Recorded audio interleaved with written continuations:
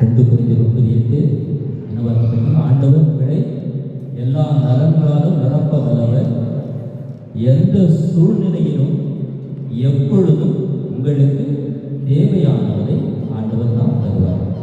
அது நிறைவாக கொடுப்பார், கரையில் இருக்காம. அப்போ ஆண்டவரை கட்டவில்லை,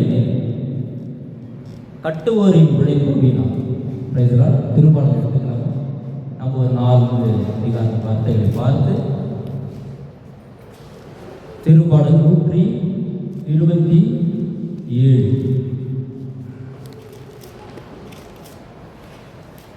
படிங்க. 1-4 படிங்க. ஆண்டவரே வீட்டை கட்டவில்லை எனில், ஆண்டவரே வீட்டை கட்டவில்லை எனில் கட்டுவோரின் உழைப்பு வீணாகும். அதை கட்டுவோரின் உழைப்பு வீணாகும். ஆண்டவரே நகரை காக்கவில்லை எனில், ஆண்டவரே நகரை காக்கவில்லை எனில் காவலர்கள் விழித்திருப்பதும் வீணாகும். காவலர் விழித்திருப்பதும் வீணாகும். வைகரியில் விழித்தெழுந்து நள்ளிரவில் ஓய்வெடுக்கும் வரை மானிடர் தம் உணவுக்காக வருந்தி உழைப்பது வீணே. வைகரையில் விழித்தெழுந்து நள்ளிரவில் ஓய்வெடுக்கும் வரை மானிடர் தம் உணவுக்காக வருந்தி உழைப்பது வீண். ஏன் வீண் சொல்றாரு? நம்ம ஓடி உழைக்காமல் ஆண்டவர் அவருடைய ஆசை நமக்கு இல்லை எனில் அந்த நலன்கள் நமக்கு நிறைவாக கிடைக்காது. ஆண்டவர் தான் எல்லாவற்றையும் அனைத்தையும் ஆசீர்வதிக்கிறார். நீங்க பிரதர் எடுத்த செய்தியை அப்படியே தொடர்ந்து நாம் பார்ப்போம். 1 Corinthians எழுதிய திருமுகத்தில் 3வது அதிகாரம் இறை வார்த்தை 6 படிங்க.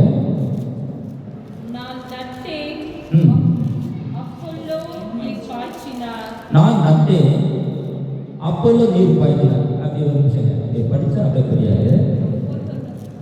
அதாவது நம்ம ஒரு விவசாயம் பண்றோம். நம்ம 2 பேரும் சேர்ந்து ஒரு விவசாயம் பண்றோம்.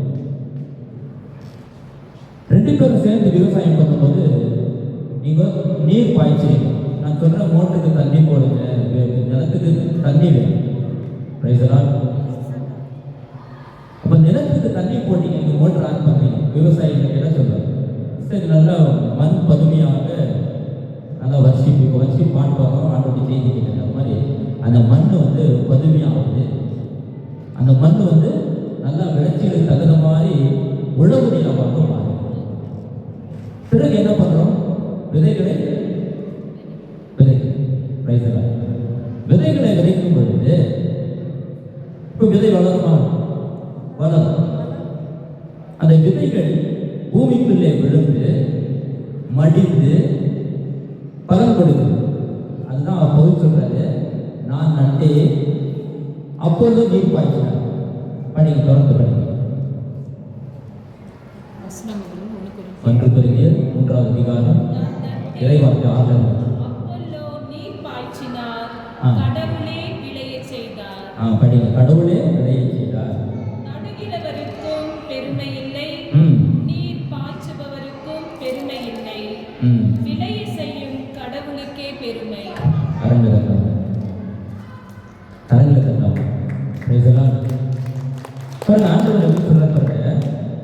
நம்ம என்ன வேணா செய்யணும், ஆனா கடவுளுடைய அனுகிரகம் இல்லைன்னா அது வராங்க. கடவுளுடைய ஆசை தான் இன்னைக்கு எல்லா மக்களும் எல்லாருமே ஆண்டவருடைய இரக்கத்தினால்தான் நாம் உயிர் வாழ்ந்து முடியும். ஹல்லேலூயா. ஆண்டவர் கட்டவில்லை எனில் வீட்டை கட்டுவோர் உழைப்பு வீணாகும். நாம் என்ன விதையை விதைத்தாலும் அது வளர்ந்த ஆண்டவர் அவருடைய எண்ணங்கள் மனிதர்கள் மழை துளி எப்படி பூமிக்கு அரும்பி வந்து நிலத்தை நனைப்பி பண்படுத்தி விதைப்பவனுக்கு விதையும் உண்பவனுக்கு உணவை கொடுக்காமல் திரும்பி செல்வதில்லை. வானத்திலிருந்து மழை துளி பூமிக்கு வந்து நிலத்தை பண்படுத்தி விதைப்பவனுக்கு விதையை உண்பவனுக்கு உணவை கொடுக்காமல் அது திரும்பி செல்வதில்லையோ, அப்படியே கடவுளுடைய வார்த்தையும் அரங்கப்பட்டார்.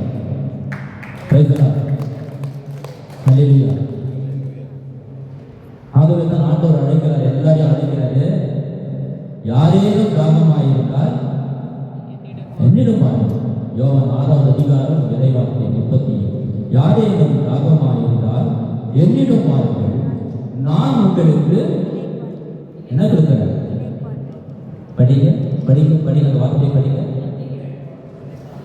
யோவான் 6:37.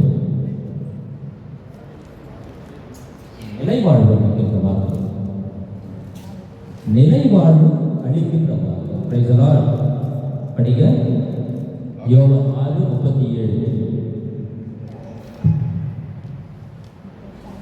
தந்தை என்னிடம் ஒப்படைக்கும் அனைவரும் வந்து சேருவர். என்னிடம் வருபவரை நான் புறம்பே தள்ளிவிட மாட்டேன். 6:35. நிலைவாழ்வு அளிக்கின்ற வார்த்தை. இயேசு அவர்களிடம், வாழ்வு தரும் உணவு நானே. என்னிடம் வருபவருக்கு பசியே இராது. என்னிடம் நம்பிக்கை கொண்டிருப்பவருக்கு என்றுமே தாகம் இராது. அதுதான் பிரதர் வந்து சொல்றாங்க. Price the Lord. என்னிடம் நம்பிக்கை கொண்டிருப்பவருக்கு என்றுமே தாகம். என்ன தாகம் இருக்கிறார்? என்ன தாகம் இருக்கிறது? தாகம் தூய ஆவியாளர் நாம் பெற்றுக்கொண்டால், இறைவனை நாம் பெற்றுக்கொண்டால், எல்லாவற்றையும் நமக்கு பிரச்சனைகள் எந்த தாகம்ன்றது என்ன, எல்லா விதமான எல்லாவற்றையும் நாம் அதை ஒப்புக் கொடுக்கலாம். வேலைகளை பற்றி, குடும்பத்தில் இருக்கிற பிரச்சனைகள், அது எந்த பிரச்சனையும் வராது. நம்மோடு யார் இருக்கிறாரு? தூய ஆவியாளர் நிறைவாக இருக்கின்றார். நிறைவாக குடிக்கொண்டிருப்பதாலே நாம் எதை பெற்றுக்கொண்டோம்? நிறைவாக தூய ஆவியானவர் என்னும் தண்ணீரை பெற்றுக்கொண்டோம். Praise the lord. Hallelujah hallelujah. மத்தேயு 13 அதிகாரத்தில் விதைப்பவர் உவமையை ஆண்டவர் நடக்கிறது. படிக்கலாமா? மத்தேயு 13 அதிகாரம் இறைவார்த்தை 18 எடுத்துக்கலாம். மத்தேயு 13:18 படிக்க. எனவே விதைப்பவர் உவமையை பற்றி கேளுங்கள். விதைப்பவர் உவமையை பற்றி கேளுங்கள். வழியோரம் விதைக்கப்பட்ட விதைகளுக்கு ஒப்பானோ இறையாட்சியை குறித்த இறை வார்த்தையை கேட்டும் புரிந்து கொள்ள மாட்டார்கள். என்ன சொல்லுங்க? விதைப்பவர் உவமையை பற்றி கேளுங்கள். அப்படி நம்ம படித்தோம். விதை நம்ம போட்டாங்களோ அந்த விதைகள் வளர்ந்து அருவி வளர்ந்து உண்பவனுக்கு உணவை கொடுக்கும். அது யாருடைய அனுகிரகம் இருக்கும்? கடவுளுடைய அனுகிரகம். கடவுளுடைய அனுகிரகம் எல்லாமே அவருடைய பார்வை இருக்குது. ஆகவே தான் நம்ம இன்று வரையும் உயிரோடு வாழ்ந்து முடியும். இந்த விதைப்பவர் உவமையை குறித்து ஆண்டவர் ஒரு வார்த்தை சொல்றாரு. விதைப்பவர் உவமையை பற்றி கேளுங்கள். வழியோரம் விதைக்கப்பட்ட விதைகளுக்கு ஒப்பானோர் இறையாட்சியை குறித்து இறைவார்த்தை கேட்டு புரிந்து கொள்ள மாட்டார். என்னமா வழியோரம் விதைக்கப்பட்ட விதைகள் என்றால்? வழியோரம் விதைக்கப்பட்ட விதைகள் என்றால் விதைகள் என்றால் விதைகள் என்றால் என்ன? இறைவார்த்தை குறிக்கிறது. இந்த இறைவார்த்தை ஆண்டவர் எப்படி சொல்றா? இந்த ஊமையை வந்து ஒரு விவசாயியை கொண்டு அதை ஆண்டவர் பேசுறாரு. இந்த விதைகளை அவர் போடுறாரு. அவர் போடும்போது விதைகளை விவசாயி வந்து அந்த நிலத்தில் போடும்போது சில விதைகள் வந்து வழியோரமாக விடுது. நடக்கிற பாதை மாதிரி. இப்போ நம்ம இறைவார்த்தை கொடுக்கணும். இந்த பாப்பா சொல்லி பிரதர் பார்க்கறது பிரதரே பாரு அவர் நம்பிக்கை. ஸோ அந்த விதைகளை வீணாக அந்த இறைவார்த்தையை இப்படி போடும்போது அந்த இறைவார்த்தை உள்ளத்தில் போயிட்டு அமரணும், அதை தியானிக்கணும். அப்போ கடவுளுடைய வார்த்தை என்ன சொல்லுது? கடவுள் எல்லா நலன்காலும் நிரப்ப வல்லவர், எல்லா சூழ்நிலைகளிலும் எப்பொழுதும் உங்களுக்கு தேவையானது தருவார். ஸோ அது இறைவார்த்தை தானே. அந்த இறைவார்த்தை என்ன பண்ணுவோம்? நம்ம கரெக்ட் பண்ணிக்கணும். ஆமென். எத்தனை பேர் கரெக்ட் பண்ணிக்கணும்? ஆமென் சொல்லுங்க. ஆமென். ஆண்டவரே கட்டவில்லை கட்டுவோர் உழைப்பு வீணா. எத்தனை பேர் கரெக்ட் பண்ணிக்கணும் வார்த்தையை? ஆண்டவர் தான் கட்டணும்ட்டு. ஆமென் சொல்லுங்க. அப்போ இந்த வார்த்தைகளை நாம் என்ன பண்ணணும்? நம்ம உள்ளத்துல நிறைவாக தங்க செய்யும். இல்லைன்னா இந்த உள்ளத்துல விதைக்கப்பட்ட விதைகளை தீயோ கைப்பற்றி சொல்லலாம். நம்ம உள்ளத்துக்குள்ள விதைக்கப்பட்ட விதைகளை தீயோ சாத்தான் தான். அவன் நம்மளுடைய சிந்தைகளை, நம்முடைய எண்ணங்களை என்ன பண்றான்? தடுமாற செய்கிறான். தொடர்ந்து படிங்க. அதே படிக்கிற சிஸ்டர். பாறை பகுதியில் விதைக்கப்பட்ட விதைகளுக்கு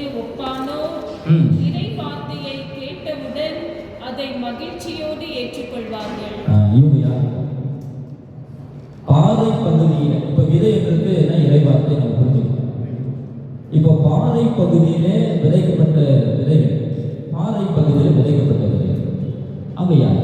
மகிழ்ச்சியோடு ஏற்றுக்கொள்ளும். இப்போ நம்ம தான் நிறைய பேருக்கு வந்து ஏசம் சொல்லும்போது நாங்கள் நிறைய பேர் பேசும்போது ரொம்ப மகிழ்ச்சியாக கேட்டுக்கோம். ஆனால் அவங்க வேறு அற்றவர். அதாவது அவங்களுக்கு நிலம் பூமி கிடைக்கிறாங்கன்னா அந்த ஊனி வளர முடியாது. அவங்க அந்த இறைவார்த்தை நீண்டாக நிற்க மாட்டாங்க. நீண்ட நாள் அவங்களால நிற்க முடியாது. அவங்க யாரு? பாறை பகுதியில் விடுக்கப்பட்ட விதைகளுக்கு ஒப்பாங்க. புரியுதுங்களா? சொல்றது புரியுதுங்களா? அப்போ இந்த இறைவார்த்தையில ஊன்றி வளரணும்னா நம்ம என்ன பண்ணோம்? ஃபர்ஸ்ட் நம்முடைய உள்ளத்துல அந்த விதை மரமாக வளர்கிறதான்னு நம்ம பரிசோதனை. அப்போ இந்த இறைவார்த்தை நம்ம உள்ளத்துக்குள்ள எவ்வளோ பலமா வளர்ந்துருக்குது. இந்த நற்செய்தி நம்ம இறைவார்த்தை நம்ம எவ்வளோ இந்த இதயத்துல மரமா வளர்ந்துருக்குன்னு பார்க்கணும். அது வளர்ந்தா வளர்லையா அப்படின்னு நம்மளுக்குள்ளே நம்ம கேள்வி கேட்கிறோம். அந்த போல நிறைய பேர் இந்த இறைவார்த்தையை கேட்டு மகிழ்ச்சியோடு ஏற்றுக்கொண்டு பூமியில அதிகமாக ஊன்றி வளராத காரணத்தினாலே கருகி போய்விடுகிறார். பக்கத்தில் இருக்கிற சூழ்நிலைகள் ஆண்டவர் பற்றி இல்லாத கொள்ளாதுன்னு சொல்லும்போது அவனுடைய எண்ணங்கள் என்னாவது அந்த நிறைவடையாக அரைகுறையாக சென்றது. ஒரு பாட்டு பாடுறாங்க, அதிசயங்கள் செய்கிற பாடல் பாடி பாருங்க கட்டி.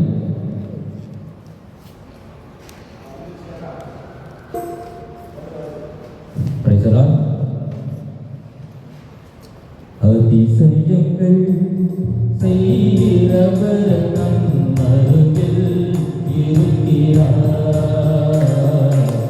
அற்புதங்கள் செய்கிறவர் என்றும் நமக்குள் வசிக்கிறார். அதிசயங்கள் செய்கிறவர் என்றும் நமக்குள்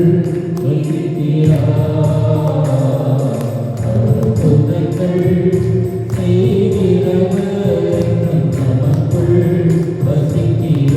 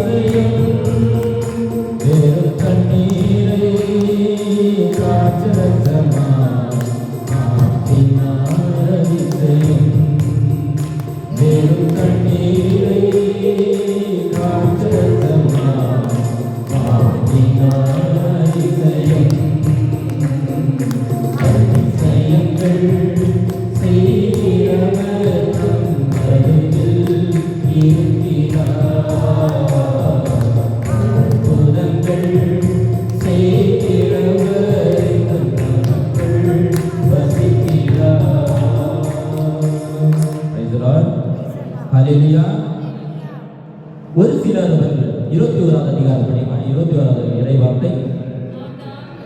ஆனால் வேறற்றவர்கள் எனவே சிறிது காலமே நிலைத்திருப்பார்கள்.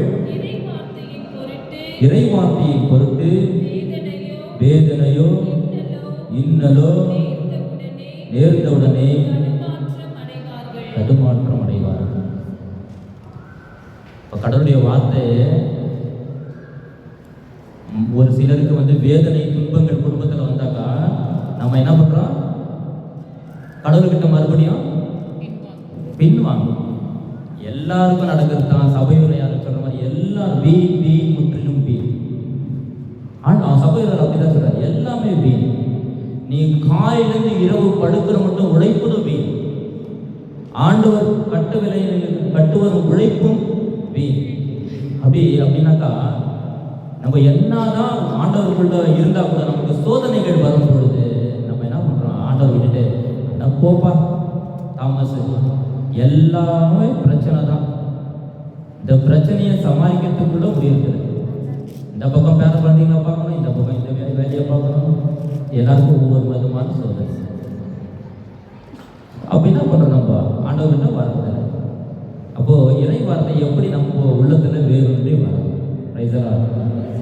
அல்லேலூயா. கிறிஸ்துவுக்குள் பிரியமானவர்களே, ஆண்டவர் மீது நம்பிக்கையை எப்படி வைச்சாங்க தெரியுமா? யாயிரம் எப்படி வச்சாங்க தெரியுமா? மத்திய 19 அதிகாரத்தில் போய் பார்த்தீங்கன்னா, மத்திய 9 அதிகாரத்தில் இந்த யாயிரு படிக்கிறாங்க. எடுத்து தொழுகைக்குறை தலைவர் பாருங்க எப்படி படிக்கிறாங்க. மத்திய படிக்கலாமா? 18வது இறைவார்த்தையில் படிக்க. அவர்களுடன் இவ்வாறு இயேசு பேசிக் கொண்டிருந்த பொழுது தொழுகை கூட தலைவர் அவரிடம் வந்து பணிந்து என் மகள் இப்பொழுதுதான் இறந்தாள். ஆயினும் நீர் வந்து அவள் மீது உன் கையை வையும், அவள் உடனே உயிர் பெறுவாள் என்றார். பாருங்க, யாயிரு பாருங்க எப்படி நம்பி வைக்கிறார் ஆண்டவர்ல. அவர் மகள் இறந்து போயிட்டாங்க. யாயிருடைய மகள் கேக்குதுங்க கிளியரா இருக்குங்களா? யாயிருடைய மகள் இறந்து போயிட்டாங்க. அவர் ஆண்டவர்கிட்ட ஓடி வந்து பேசுறாரு, ஆண்டவரே என் மகள் இப்பொழுதுதான் இறந்தாள். நம்ம போயிட்டு கூப்பிடுவோமா? ஆண்டவரை இப்பொழுதுதான் இறந்தாள், ஆயினும் வந்து உன் கையை வை, அவள் உயிர் பெற்றுடுவாள். அந்த மாதிரி நம்பிக்கை நம்மளுக்குள்ள இருக்குங்களா? இறந்து போறது எப்படி உயிர் பெற்ற முடியும்? இறந்து போனவங்க எழுத முடியுமா? ஆனால் இறந்தவர்களை உயிர்ப்பிக்க கடவுள் வல்லவராய் இருக்கிறார். அல்லேலூயா. அந்த யார் ஆண்டவரை இப்பொழுதுதான் ஆண்டவரை இறந்தாங்க, நீங்க வந்து கை வச்சீங்கன்னா அவள் பிழைத்துக்கொள்ளும். அந்த மாதிரி நம்பிக்கை நம்மளுக்குள்ளே இருக்கும். கிறிஸ்துவுக்குள் பிரியமானவர்கள் சகோதரிகளே, அநேக செய்திகள் இருக்கின்றது. இருந்த போதிலும் உங்களுடைய கருத்துக்களுக்காக யாராவது ஜெபிக்கணும் உங்களுக்காக சொன்னீங்கன்னா அந்த கருத்தை வச்சு நம்ம இப்போ ஜெபிக்கிறோம். Brother Rajan brother, Martin brother, உங்களுடைய கருத்துக்களுக்காக நம்ம இப்போ ஜெபிக்கிறோம். அனைவரும் எழுந்து நின்று கழிச்சு ஜெபிக்கிறதுக்காக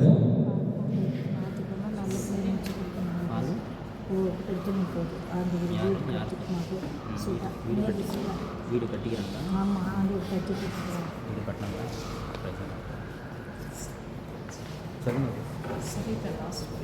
வாங்க,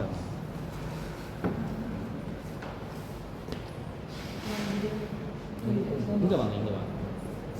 யாராவது உங்களுடைய சேவைகள் இருந்தால் இந்த ஜப குழுவில் கடைசியில் அதற்காக தான் ஜெபிக்கிறோம். உங்களுடைய தேவைகள் இவங்களுடைய மகள் வீடு கட்டினாங்க. அந்த வீடு கட்டுறதுக்காக நன்றி. அவங்க வீடு போகிறதுக்காக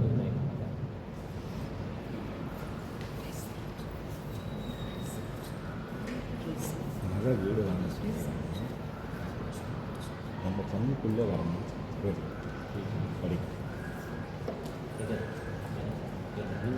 அனைவரும் எழுந்திருப்போம். இறைவா, இந்த மாலை நேரத்திற்காக உமக்கு கோடான கோடி நன்றியை செலுத்துகின்றோம். இன்றைய நாளிலே அநேக பேரை புதுமுகங்களாக இங்கு அழைத்து வந்ததற்காக உமக்கு நன்றி செலுத்துகின்றோம். இந்த நேரத்திலே அனைவரும் நம்மிடத்தில் ஒவ்வொரு இடத்திலும் சொல்லியிருப்பார்கள், எங்களுக்காக ஜெபியுங்கள் என்று சொல்லி. குறிப்பாக இந்த தாயாருடைய மகள் வீடை வாங்கியிருக்கின்றார்கள். அதற்கு நன்றி எதுதலாக இந்த நேரத்தில் இந்த தாய்மாரையும் இவருடைய மகளையும் உடைய பாதத்திலே கொண்டு வருகின்றோம். அந்த வீட்டிற்குள் சமாதானமும் நிம்மதியும் என்றென்றைக்கும் இருக்க போவதற்காக உமக்கு நன்றி இறைவா. நீரே உமது தூய ஆவியாரோடு அந்த வீட்டில் வாசமாக இருக்க போவதற்காக உமக்கு நன்றி செலுத்துகின்றோம். மேலும் இந்த தகப்பனால் நம் மகள் வீடு வாங்க இருக்கின்றார்கள். இந்த பங்கிற்கு அந்த மகள் வர வேண்டும் என்பதை ஒரு குறிப்பாக உங்களுடைய பாதத்திலே கொண்டு வந்திருக்கின்றார். அவருடைய கருத்துக்கள் நிறைவேறி அவருக்கு தேவையான ஆசீர்வாதமும் அவர்கள் ஒரே குடும்பமாக இதே பங்கில் ஒவ்வொரு ஜெனரேஷன் ஒவ்வொரு சந்ததிகளாக இந்த பங்கிலே இருக்க போவதற்காக உங்களுக்கு நன்றி செலுத்துகின்றோம். இது கூடியிருக்கும் ஒவ்வொருவரையும் உடைய பாதத்திலே கொண்டு வருகின்றோம் இறைவா. இவர்களுக்கு இருக்கும் அவர் வேதனையாக இருக்கட்டும், பண கஷ்டமாக இருக்கட்டும், உடல் உபாதைகளாக இருக்கட்டும், நீர் கூறியிருக்கின்றீர் மருத்துவர் நோயற்றவர்களுக்கன்றி நோயுற்றவர்களுக்கு என்று சொன்னது போல இவர்களுக்கு இருக்கும் இவர்களுக்கு தெரிந்தவர்களின் குடும்பங்களிலும் அவர்களுடைய மனதிலும் எங்கள் பங்கிலும் இருக்கும் ஒவ்வொரு நோயுற்றவர்களையும் இந்த நேரத்திலே உடைய பாதத்திலே கொண்டு வருகின்றோம். இறைவா, நீரை தொட்டு ஆசீர்வதித்து அவர்களுக்கு தேவையான உடல் சுகத்தையும் உள்ள சுகத்தையும் தரப்போவதற்காக இந்த நேரத்திலே மன்றாடுகின்றோம். மேலும் இந்த சிறு பிள்ளைகள் இன்றைய நாளிலே இங்கு வந்திருக்கின்றார்கள். இவர்களை ஆசீர்வதியும். அதோடு எங்கள் குடும்பங்களிலும் இந்த பங்கிலும் இருக்கும் சிறு குழந்தைகளை உடைய பாதத்திலே கொண்டு வருகின்றோம். இறைவா, இவர்களுக்கு தேவையான ஞானத்தையும் விசுவாசத்தையும் கடவுள் நம்பிக்கையும் கடவுள் பக்தியையும் கடவுள் பயத்தையும் தந்து ஆசீர்வதித்து உம்முடைய பாதத்திலே உமக்கு சாட்சியான வாழ்க்கையை வாழ இவர்களை உம்முடைய காவல் தூதர்களை அனுப்பி ஒவ்வொருவரையும் காக்கப் போவதற்காக உமக்கு நன்றி செலுத்துகின்றோம். கடன் தொல்லையால் வந்திருக்கும் வரை உம்முடைய பாதத்திலே கொண்டு வருகின்றோம். மனதிலே அநேக விதமான யோசனைகள், சங்கடங்கள், சஞ்சலங்களோடு வந்திருக்கின்றோம். இறைவா, நீரே ஒவ்வொருவரையும் கண்ணோக்கி பார்த்து எங்களுக்கு தேவையான ஒவ்வொரு ஆசீர்வாதமும் தந்து மேலும் இந்த ஜபக்கூடத்திற்கு நாங்கள் ஒரு சாட்சியாக இருந்து எங்களை பார்த்து அநேக மக்கள் வரப்போவதற்காக உமக்கு நன்றி செலுத்துகின்றோம். ராஜா, இதோ இந்த நாளிலே சகோதரர் மார்ட்டின் மற்றும் சகோதரர் தாமஸ் அவர்கள் எங்களுக்கு நல்ல ஒரு விதைகளை, ஆண்டவருடைய விதைகளை எங்கள் மனதிலே இருக்குமாறு எங்களுக்காக ஜெபித்தார்கள். மேலும் சகோதரர் பாபு அவர்களையும் உடைய பாதத்திலே கொண்டு வருகின்றோம். நல்ல விதமாக இன்றைய நாளை உம்முடைய துதி கன மகிமையால் ஆரம்பித்த இந்த மூவரையும் உடைய பாதத்திலே கொண்டு வருகின்றோம். இறைவா, மென்மேலும் அவரை ஆசீர்வதித்து எங்களுக்கு தேவையான வரங்களை உம்மிடத்தில் கேட்டு எங்களுக்காக பெற்றுத்தரப்போவதற்காக நன்றி செலுத்துகின்றோம். மேலும் சொந்த வீட்டிற்காக அநேக பேர் வேண்டிக் கொண்டிருக்கின்றார்கள். அந்த வீட்டை கடவுள் கட்டும் வீடாக, பாறையின் மீது கட்டும் வீடாக மாற்றப் போகி யாரெல்லாம் இந்த வீடு வாங்குவதற்காக காத்து கொண்டிருக்கின்றார்களோ அவர்கள் அனைவரையுமே இந்த நேரத்திலே ஆசீர்வதித்து அவர்கள் இங்கு வந்து சாட்சி கூறும்படியாக உமக்கு நன்றி செலுத்துகின்றோம். எங்களிடத்தில் யார் யாரெல்லாம் எங்களுக்காக ஜெபியுங்கள் என்று சொன்னார்களோ, யாருக்கெல்லாம் எங்களுடைய ஜெப உதவி அவசியமாக தேவைப்படுகின்றதோ